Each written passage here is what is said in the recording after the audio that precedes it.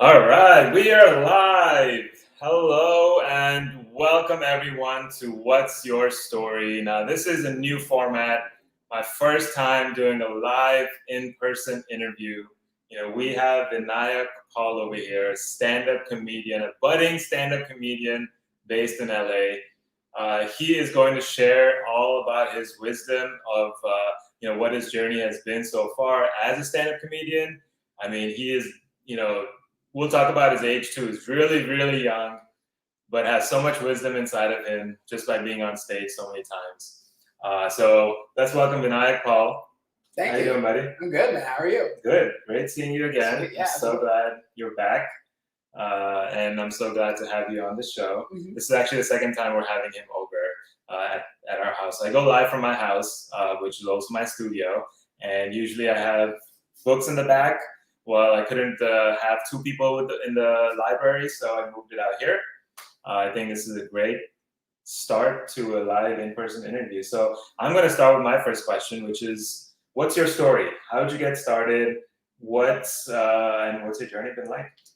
Yeah, I started doing stand-up at 16, and how that all started was I went to a high school that was very career-focused, and in order to go on to the next grade, you have to pass projects related to your career. Now, not every student knew what their career was going to be, so they would do a project in something they're interested in. But I wanted to get into politics when I was younger, and I did a couple political internships. I didn't like it. I didn't like who I was in that atmosphere. Okay. And so when I decided to leave, I was like, well, I do want to know what I want to pursue in life. And I started watching YouTube clips of stand-up comics, and they were cracking me up. So like Russell Peters, Chris Rock, Gabriel Iglesias, all these really funny dudes. And I was like, wow, they're making a lot of money. They're traveling the world. And the best part is they're making people laugh, and then they're having fun doing it. I want to do that. So I started from there. When I told my mom I wanted to be a stand-up comic, this is always a fun conversation. This is the truest story. Like, this is so true. I was like, hey, Mom, I want to be a stand-up comic. And she looks at me and she was like, I knew there was something. I knew you were a little special. That was her. That was word for her. I knew you were special. Wow. It was so fun. So it wasn't like, and her consideration was, I only want you to do is be able to make a living. And I was like, I agree with that. But then she also said, I want you to get a bachelor's degree. So I was like, okay, fine. And my way around it was I found a college that had a 4 years bachelor program in comedy. Oh, nice. So she was like, oh my God, we're fine. So I went there. Then I left because I wasn't learning as much as I wanted to, and I wanted to pursue something that was more practical.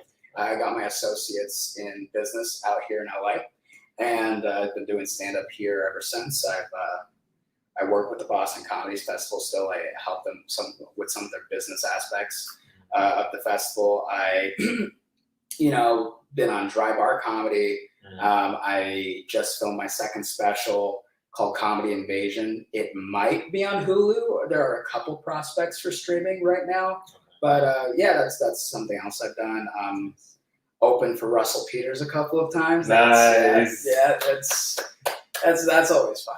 Getting to meet my idol and just talking to him. It's always great. Wow, just 6 years later, right? At 16, you were watching clips, or was it 15? I was 16, and then I met him at 20.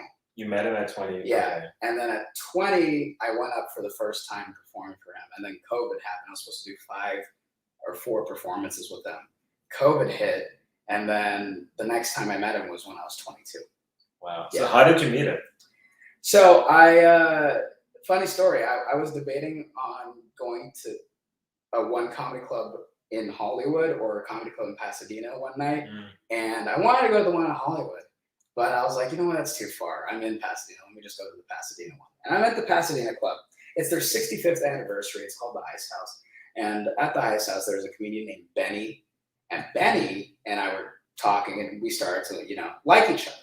And he was like, you're a good kid. Do you know who Russell Peters is? I'm like, of course I know who Russell Peters is. Who doesn't? Right? He's the reason I started doing stand-up, he's a big deal. And Russ, I don't know, then Benny was like, well, you know what? I'll introduce you to him. I'm like, what? Really? He's like, yeah.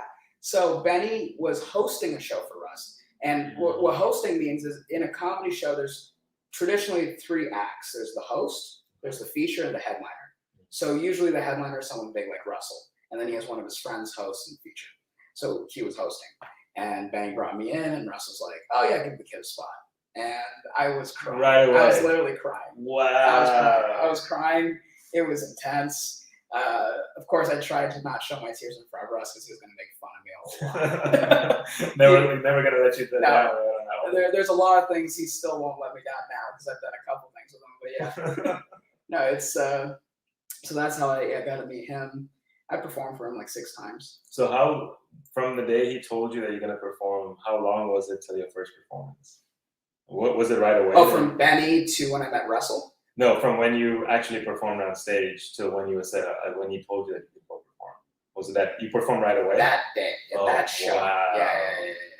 Oh, damn. So you had everything ready? Like I always, yeah. At that point, I was doing stand-up for 4 years, and I had like, he gave me 5 minutes, so I had a good 5. Like, it went really well. I remember that night. I was the most excited I could be, and we took a picture together, and he was like, it feels like I'm taking a picture with my long-lost son. And I was like, you can't say that to me, dude. That's just... And then the next time I meet him, it's in Brea. So that was in Oxnard, which, for those of you who don't know, that's in Ventura, which is like 80 miles east of Los Angeles. And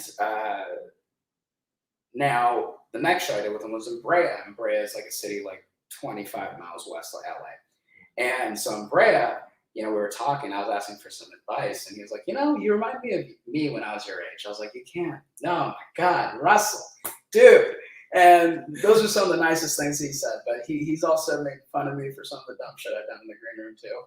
Yeah, like what? Let's talk about that. So for I'm 22, okay, and I as a super young. Check that out.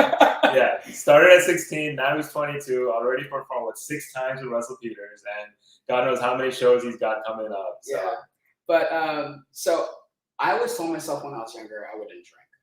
And unfortunately, when I went to Alaska at the age of 21, those Alaskans, they only know how to drink. So when I stayed at my friend's place, all they had was alcohol. So I drank a little bit. I don't drink a lot. And I never look at myself as like having fun with alcohol, but like, in comedy clubs, alcohol is everywhere. And Russ had this very exquisite whiskey. I was like, I'll try some. And he had it in the green room. Now his fiance not his fiance, his security guard said, like, if I had the glass, like it was this tall and then it was this round like this, he told me to fill it up to here. I was like, okay, yeah, I'll fill it up to here. And then the wife was like, oh, you're supposed to take it like a shot. I was like, oh, okay, I'll take it and I took it like a shot. My whole body was burning. I was like, no more whiskey ever. And I was wobbly, and this is where Russell, like, he doesn't get annoyed with me, but I went into the bathroom without telling anybody because if this was the green room, the bathroom was attached to the green room. Okay. And I was there, and then I was like, not making any noise. And then Russ knocks on the door. He's like, hey, kid, you're okay? And I was like, yeah, I'm fine. And I come out, and the lights are turned off when I come out. Like, Russ is like, what were you doing in there? I was like, oh, I'm sorry. And then when Russ is on stage, I sleep on the sofa for like 10 minutes, passed out. Like, it was so embarrassing. But now when there's alcohol in the green room, Russ is like, not for the kid. Nope. You got your back. Yeah. And also another thing, this is probably a joke here. I never grew up with a dad, right? And Russ knows about this. And some people in the LA comedy scene call me Russ's son. They're like, oh yeah, here's Russ's son, because I open for him. I'm Bengali, he's Bengali, Indian Bengali, so all this stuff. Now, when I told that to Russell, he was like, oh, that's cool. And just like your dad, I never want to see you. I was like, oh, shit. Wow. Oh, man. So everyone that's watching, please like this video, hit the subscribe button, hit the like button for sure, and comment below. If you have any questions for Vinayak, hit them in the comments, and it'll pop up right on screen, and we can take it right for you live. So send your comments, send your questions. hit the like button so more people can watch this interview. So, Russell Peters, you performed with him 6 times. What's next? Right now I'm focusing on building my own career because look, Russ has established himself. I'm not the type of guy who's like, okay, my career is going to be based on him picking me up. I want to be building my own brand, building my own fan base. So I'm focusing on how to create that. A lot of it right now in this day and age has to do with social media content. Yeah. Are you familiar with the comedian Andrew Schultz? Yes. Okay, so Andrew Schultz, for those of you who don't know, he created his own YouTube personality from just posting stand-up clips on YouTube consistently, his podcast. He has a lot of content there. From that, he posted on Instagram, TikTok, Facebook, and he's built himself up from that. He went from being on the streets, convincing people to come to a show at a comedy club to selling out the Orpheum in Los Angeles for 4 shows in a row. Wow. So that's where I'm focusing on right now is one, building my fan base, building my content, and also focusing on my comedy and making it more, intelligent, more funny, really expanding on that. Because I'm not the type of guy where it's like if you hit a certain milestone, you need to stop progressing on your craft. I feel like as you keep progressing in your career, your comedy has to match that as well. So I'm in a mix of focusing on becoming more funny and also being able to create a fan base. So let's talk about another way on process. What's your process of creating a joke or writing, or like how did it start? It starts with like something funny that I see as funny, like out on the street, or it just comes to my head. Like I just saw this on my LinkedIn, and one of my friends who I support her, I just think this is a crazy idea. She's like, oh, they just made reusable underwear, so now you can recycle underwear. I was like, just that in itself, there's something funny about it, Now, making it into a comedy joke, you have to create a setup and a punchline. You might want to create a story. So I take that statement, my friend has recyclable underwear, and then I break it down. Why is this funny to me? What do I feel about it? And I go into all of those details and I expand on the premise, and create different punchlines. It's never one punchline. Because sometimes as you create more punchlines, you'll find something funny. You're like, oh, that connects with me. Or even you might find 2 punchlines that work, and one will be a certain audience, the other be for a different demographic. So that's how I go about it. And usually I also go on a particular subject. So for example, like I take a section of my life, like, oh, I want to joke about my childhood or a specific part of my childhood, and like really write down everything that's ever happened in that area, and then write jokes on each of those points. So you build like a theme. Yeah, exactly. Or when I joke, like my main topics are religion, race, family, all the fun stuff. And when it comes to religion, if I joke about Sikhism, I really look into Sikhism and say, okay, what is it about? I talk to my Sikh friends and I create jokes based off that. Muslim friends, same thing. Hindus, Jains, Christians, Jewish people, so on and so forth. I go into it and I really delve deep into certain facts that really ring with me. So it's not like a surface level kind of joke, like stereotyping them in any way, or. For the most part, no. I mean, sometimes I'm not against people doing surface level jokes. What I'm against is if they push it as intelligent. If it's a surface level joke and the comedian knows it's a surface level joke, then fine, he's doing it because he knows it. And the whole stereotyping thing, look, there are a lot of stereotypes that people complain about, but I look at them like, yeah, it's kind of true. I'm sorry, you can't do anything about it. It's just there. Make fun of it. There are stereotypes that actually demean people because they're not true at all, and that's when I have an issue. But look, the only way comedians progress is when they go on stage, they do the joke. If it fails, they learn to fail. If it does well, then it's done well. Yeah, it's a trial and error process when it comes to that. How many, how many iterations of a joke do you go through until you know, like, okay, this is done? And how do you know that a joke is done, it's ready, it's cooked?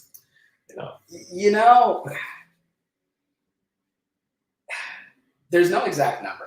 But this is how I know a joke is doing really well. One, it gets consistent laughs. Sometimes, even if you have a really great joke, in some rooms it doesn't work. But if it works most of the time, then that's good. But like even some of my best jokes, I say them, and then when I'm on stage, I'm like, oh, I could deliver it better this way. So even if I had the joke for 3 or 4 years, at some point, I'm like, wait, I haven't done it like this delivery. Let me do it like so. There's the point of writing the joke, and there's the point of delivering the joke. So it's good when it gets consistent laughs, but there's always room for improvement in terms of delivery. So I would say, once it gets consistent laughs, and then I start focusing on, intonation or, movements and act outs, that might take a couple months to a year. Yeah. And then do you go through, do you stand in front of a mirror, practice, or how do you go through your practice sessions before you take it on stage for the first time? I write it down, bullet points, and then I practice it in front of other comedians at open mics. These are places where we practice our jokes, we get feedback, and from there I go on to audiences and I just perform in front of audiences. And if I don't get a laugh, there's 2 ways I can go about it. It's either I ask, okay, so why don't you laugh at that? Or I save it by adding another joke that makes fun of the previous joke I just made. Okay. Yeah. Okay. So, yeah, that's a good way. Yeah. So, and then do you use that again? If you saved it, then if it worked, then you keep it in. Yeah, because usually it's just the edgier jokes who don't get that laugh, especially in Los Angeles. Because everyone's sensitive over here. I just go at it hard, and then I make fun of the jokes because I know if I use that edgy joke in another part, even another part of California, it'll do fine. Or another state, it'll do fine. So that's another thing is also going out of city, going out of state, practicing your jokes around the U.S. That's always great too because you get a different perspective. Right. Yeah. You get to see different parts of the U.S. Yeah, that's a must. Yeah. It's absolutely a must. I love traveling across the world and just seeing different parts and seeing different people because social media, the media, and just gives off an image of what people are like in certain parts of the world, everywhere. Right. And you don't really know it's true until you meet that type of person, and for example, I'm from California. People in California don't think well of people from the South. I did a whole road trip through the South and I was like, you know what? These people are kind of relaxed. I'm not saying it's the whole South. I'm just saying the people I met there, the shows I was doing, my whole experience was kind of cool. And also vice versa. People from the South, when they come to California, are like, oh yeah, you guys are not as communist as we thought. Yeah. So it's do you think it's like a narrative warfare going on? Absolutely. Absolutely. Yeah. I honestly, this is my conspiracy theory. There's one group who are just perpetrating narratives on both sides, so they're fighting, and the one group is just keep dividing it. Yeah, and they get the profits on both sides. I mean, look, that's great business to me. I don't. It worked in England, right? I mean, in India, it worked in India. Absolutely. England divided, and now there's just constantly infighting, and we're still fighting. We're still fighting. 70+ years later, we're still fighting. Yep. No, that's colonization 101. Yeah. Sow the seeds at discord and let it manifest, and here we are dealing with it now. Right. So the first step is you have these jokes, you've written out all these jokes. Now the next step is you have to go on stage. Yeah. Right. How do you, for someone who has never done that before, who may have a fear of going on stage, what have you done to overcome that? So I think the first step is to practice just being on stage comfortably and deciding you own the stage. That's why I always tell people, if you don't own the stage, how can you communicate your jokes properly? Even for comics who their shtick is to be uncomfortable on stage, that's actually part of their act, you still have to be able to own the stage to play a character on the stage. So let's talk about it. What does owning the stage mean? So it's when it's similar to, have you ever ridden a horse before? No. Okay, have you ever ridden an animal before? No, okay. All right. That's fine. Okay, imagine you are on a horse. It's it's 6 feet above the ground. It's huge, right? Yeah. Now, the thing they say about riding a horse is you just have to decide you're in control. You hold the horse, even if it's a bigger animal than you. You control it. You decide where it goes. It's the same concept with being on stage. There's going to be 150, 25 people, however many more people than you are on stage. And you have to let them know that you're in charge, you're telling the jokes, and honestly, you're the one here having fun. If you have that beingness, that confidence on stage, you're gold. People can't mess with you. Even if they don't laugh, that doesn't affect you because you're having fun. So that's why I practice. I still practice it today because the whole not laughing part and still having fun still gets people from time to time. For me too, and I always tell comedians who are starting out, control the stage, have fun on the stage, go up, practice everything, and take wins on each step. You walk 3 steps onto the stage, good job. You took the microphone off the stand, good job. You put the microphone close to your mouth, good job. You take these wins. You start telling your first joke, good job. And then you go into your second, and then you notice like, oh, I'm not stuttering. Oh, I'm not scared. This will come with that whole process. Okay, so basically just go out there, do it, and as you keep going, you'll pick up all these. It's a repetition game. It's a game of repetition. It's the more you go up. Yeah. Yeah. And now when you're up there, what has worked for you? Like initially when you were going on there and standing up there and to own the stage, right? Like what tactics did work for you? I just loved it. Like it's really just enjoying it. Like you have to enjoy it. Like you have to figure out why. Okay, if you're not enjoying it when you get off stage, you have to figure out why am I not enjoying it. Figure that source of the why, and then and take that out and put a new admiration point into it. Like so, for example, I don't like the way people look at me when I'm on stage. That's a huge thing people have on stage. Then I'm like, okay, why don't you like it? You're a freaking comedian. People have to look at you. Right. Why don't you like it? And then they have to figure that out on their own. And then once they figure it out and they practice it a little bit, it's gone. Or for me, my biggest issue getting on stage was taking the microphone properly out of the mic without looking awkward. Because I always thought if the wire was tangled up or anything, it would always got the small stuff got to me. And at one point I was like, okay, this is stupid. And I just went up, I looked at the mic, I took it out, and I held the mic stand. And I usually do that. I like doing it. Or I just take it out, don't even hold the mic, I just put it away to the side. I love doing that, It's great.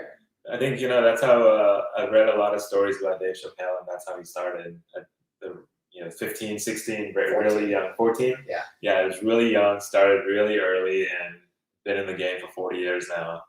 30? 40? So He just turned 50, right? I think he just turned 50. So it was 30 plus years. Yeah, man, I can see you being there too. Thanks. Maybe not so as long as Dave Chappelle took, because he would disappear for 10 years, but I think it'll take a lot less time for you. I have yet to come to one of your shows. You have to, man. Yeah, it's gonna happen. Say that, yes. I'm definitely gonna come out there. I'm definitely gonna come watch one of your shows.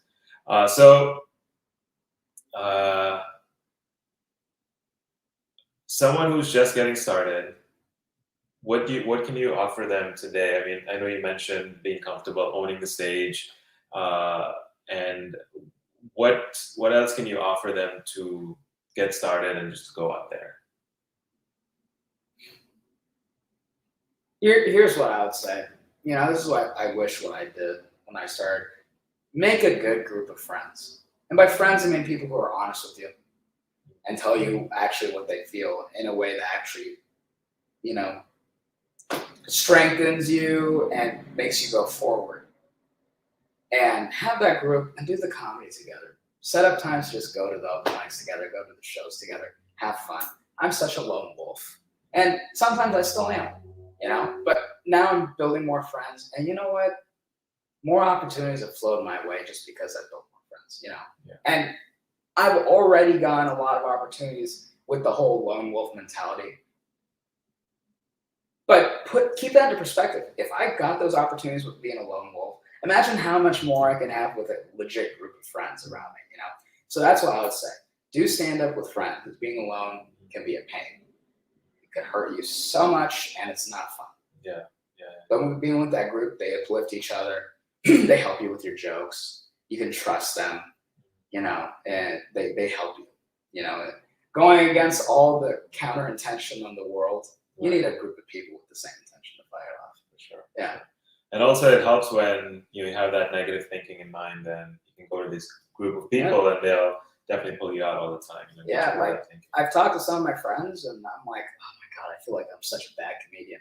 And then they look at me, they're like, do you know what you've done? And I was like, okay, fine. And like it hits me. I'm like, okay. But we're always our worst critics. Yeah. We're always going to be the harshest one. It's also being Indian at the same time. Yeah, it's true. It's true. There's a lot of Perfectionist. judging. Yeah. All that. So, okay, you mentioned your road trip. You've traveled a lot, right? You've done shows in multiple different cities. What was the most funnest show you've done? What city was that in? And what was the one that was the most like weird story? Like something that's great. Yeah. Definitely not the weird one. But you can go with that first then.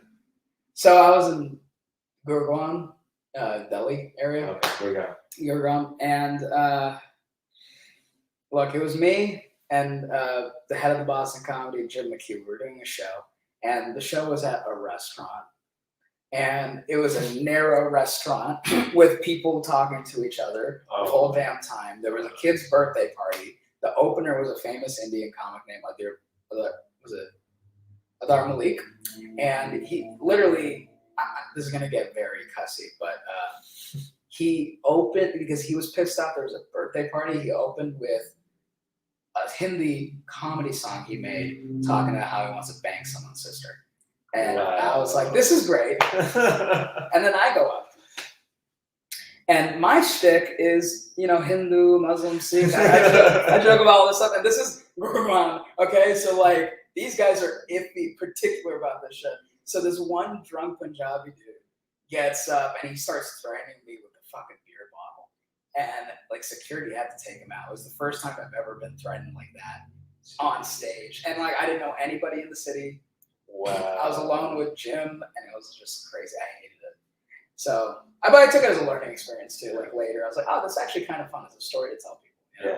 Yeah. And this is the best part. So when the drunk Punjabi was upset, he was like, "You can't joke about Hinduism, Sikhism, and Muslimism." I was like, "Oh, okay." You lost all credibility right there, buddy. You just made a Muslim joke. Definitely gonna use that on stage. So I gotta say, my favorite performances. It's a three-way tie. So there's the first time I ever like did really well on stage, like really like every punchline worked. The audience really loved me. It was going super well, and that was when I was 18. I went to a bar in Boston called McGreevy's. I snuck in, and I got on stage, and I did 5 to 6 minutes, and it was just punch after punch after punch. The audience was with me the whole time. It was, and after that set, I was like, this is there's no going back, because once you get that feeling, there's no turning back. Now, the second a part of the three-way tie is opening for Russell in San Jose, which was like a month and a half ago. Because one, it's San Jose. I was raised in Santa Clara in the Bay Area, so that's my whole area. Like that's where I was raised. So getting to open for my idol in my home, that was one thing.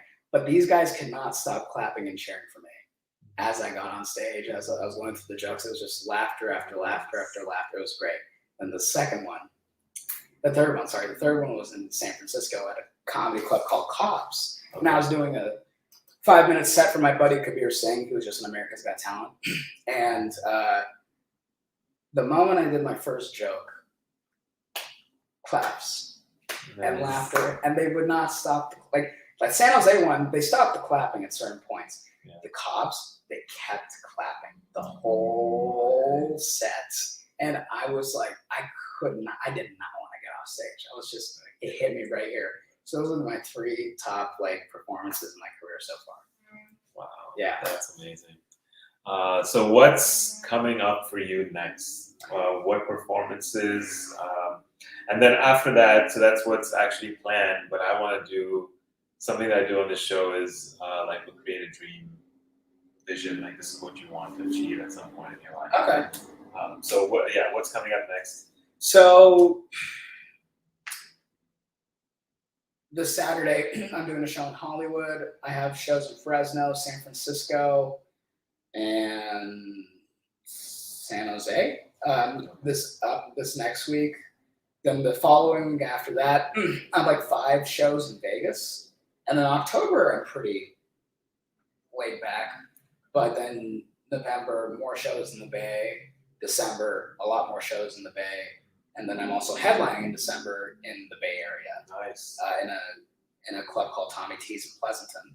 So that's going to be fun. Do you have a website where people can look up all these shows? It's social media.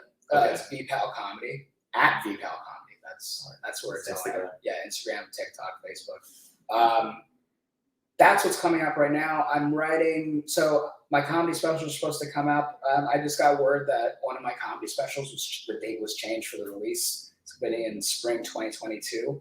Another one's probably going to be around the same time, spring 2022 or earlier. Sweet. So both, if they come out at the same time, that's going to be kind of cool. Yeah. But the funny thing is, one was recorded in November of 2020. Oh, It's been a while. It's been a while.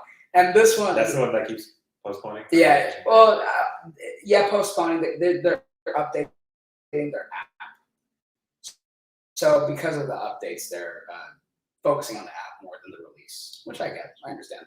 Then the second one I taped was a couple weeks ago. So if they come out at the same time, it's going to be 2 different Vinayaks. 2 different Vinayaks. Really? Yeah. It's been a whole lot. Yeah. Like during 2020, I didn't do much stand up. Once 2021 started, I've been going at it hard. Yeah. So you. yeah, it's different. But so those are my specials, and I'm trying to write a couple new specials. One's going to be a 30-minute. There's a concept I have called Hindu Confessions. Ooh. And it's about, 1, being a Hindu, and 2, like what it feels like to be a part of the religion that was the first religion ever created, and just joking about how Brahma created everything. That's what my grandma told me. So Brahma created everything. He created the other religions too. And how that all plays into life. So that's one. And then another one is about growing up with a single Indian mom, because you don't hear much about that. You never really hear about like Indians not splitting. So that's going to be fun. And that's the one I plan on doing in Pleasanton. Oh, I actually also have a show in Portland on October 10th with Kabir Singh.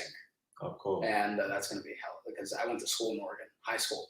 And it's going to be great. Yeah. And it's going to be that club I'm performing at with Kabir is the first ever club I ever performed at. Really? Yes. Jeez. So 17-year-old Vinayak was there. Not 22-year-old Vinayak. This is going to be nice. 5 years, night and day. Yeah, it's going to be huge difference, man. It's going to be great. So that's what I have coming up in the near future. Okay. What's your if you want to create a vision board, what's going to be on there? So within the next couple of years, I want to have a tour where I sell out theaters, but like not one-nighters, like 2 shows a night, right, for like 2 or 3 days in like all the major cities of the U.S., Canada, and even India, and hopefully Bangladesh and Pakistan, whatever. But Bangladesh and India are fine. Sri Lanka too. We keep them in. But I have a 2,000 seater, just pack it out, and like have a couple specials under my belt, whether it be on YouTube or actually streaming service, and like have like notoriety amongst people. Like, this guy's fun. Like millions of people know who I am and want to watch me, and I have the pleasure of making them laugh. That's what I want the next couple of years. Yeah. All right. Sealed and done. It's going to happen, right? Absolutely, dude. I mean, this has been a lot of fun. I think I want to give you props for starting the journey so early and figuring out what you want to do so early on, because it took me a long time to figure out what I wanted to do in life. It was 30 plus years of my life until I'm like, oh, I actually enjoy doing this. And I'm still exploring, still searching for new avenues that I enjoy. Hosting is one of them. But kudos to you, bro. You've started so early on. You had that feeling inside of you, like, I want to do this for the rest of my life. I'm so happy that you did so early on. I think it's like a great place to be in life, bro. Thanks, man. I appreciate that. Yeah, and I think you've had a lot of experiences that most people don't have your age. You know, you've been in places. When I was 22, I was still in college, doing my master's. You know, just in college. Like I hadn't seen the world at that time. So I think, yeah, what you're doing is fabulous. I'm glad you realized that very early on, and that's part of the reason for the show is also to talk about that passion, talk about like what got you started, and that was the first question that we had. So thank you so much, Vinayak. It was absolutely a pleasure having you on this podcast, and everyone else that's tuning in, thank you so much. Love and abundance. I hope you all have a fantastic day. Again, like this video, hit the subscribe button, put some comments in the post below. This way, more and more people can enjoy this interview. This is Vinayak Pal, stand-up comedian who just opened for Russell Peters and has done it for 6 times already in such a short career. Thank you, Vinayak, for being here. It's a pleasure. Love and abundance, everybody.